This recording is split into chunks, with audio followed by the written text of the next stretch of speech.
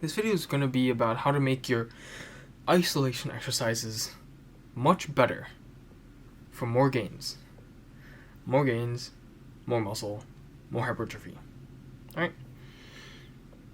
So, as in the title, the keywords are frequency, autoregulation. And so what does this mean?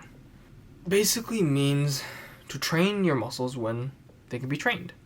And I would also point out that by doing this, you are stepping out of the novice phase and into the intermediate phase instead. Because you are leaving behind this fixed mindset of, I'm having this program, it says push-pull legs, right? If I'm only doing push on this day, pull on this day, and then legs on this day. Instead, by being more fluid, that demonstrates that you're transitioning out of this novice phase. So let's go into push-pull legs. For push-pull legs, you have 2 to 3 main lifts for each day. Like push days, you have a bench press, an overhead press of some kind. Pull, you have some vertical pull, like pull-ups, or some rows. Legs, you have a squat, and hip hinge, deadlift, RDL. You have 2 to 3 main lifts, right? And then you have your isolation exercises. And so this video is about those isolation exercises. And so, for example, let's say that you did triceps on push day. So that was yesterday.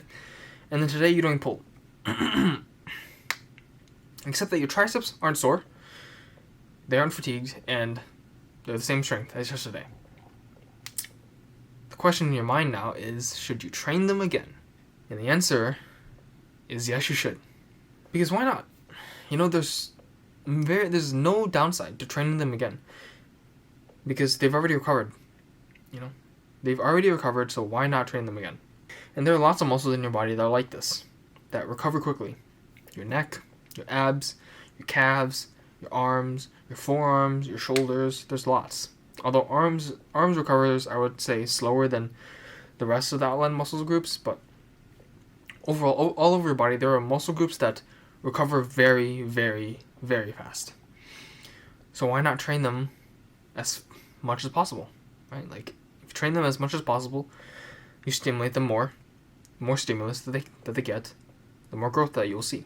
So on that pull day, I would suggest to you that you should train triceps again. So let's look into upper lower.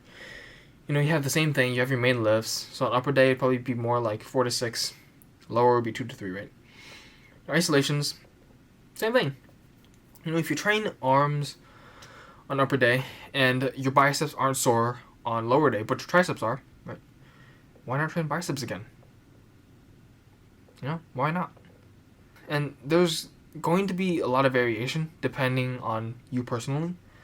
I would say most people, shoulders can be trained every single day, forearms every single day, abs every single day, calves every single day.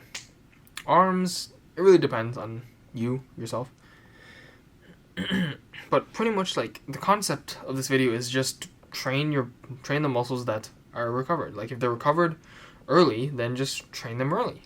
And so I think that full body exemplifies this the best, because on full body, or at least a good full body program, isn't where you have a laundry list of exercises every single day. It's not where you train every single muscle in your body every single day. It's not like that. Like, that's not a good full body. That kind of full body is only going to lead you to fatigue and injury. It's not going to get you good gains.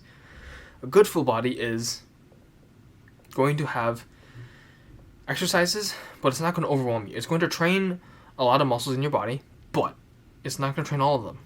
Right? Let's say for a full body, I'm going to do squats. So that's quads, some glutes, some hamstrings.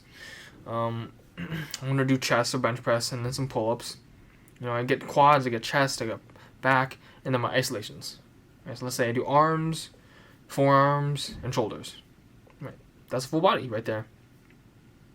Full body does not need to have every single exercise or every single muscle done in that day. You can still split it up. Right? And that's why this frequency autoregulation works the best with full body, because you have your main movements, like 5 or 6 for each full body day, and then your isolations can go anywhere. I've trained a couple of years, and I would primarily say that I have a spider physique. Like, you can look like you lift with this physique, but at least for me, it's just like a torso dominant physique is not as attractive as an arm dominant physique, at least for me. And I would say that I made the mistake of not focusing enough on my arms. And I think that with frequency autoregulation, literally training your arms when they can be trained, when they've recovered, that can remedy a lot of this. You know, the reason why push-pull legs works primarily is because it focuses more on the bigger movers. It's allowing the bigger movers to recover, like your chest, your back, your legs to recover because they need more time. But your arms, your shoulders, your forearms, your calves, your abs, your neck, these don't require as much time to recover as your chest, as your lats, as your legs. You know, they don't require as much time. So you can train them more frequently. And because you can train them more frequently, you get more gains, and that means you get a better physique. So train them more, if possible. Right? You don't want to go too far and be like, you know, they're kind of sore, but you know, I'm going to train them anyway. You want to make sure that they're recovered. Right? You want to make sure they're recovered and then train them more. You don't want them to be half fatigued, half sort of dead, and still training. Like, there's a balance. Right? If you've learned something, give a like, subscribe, and click on the notification bell.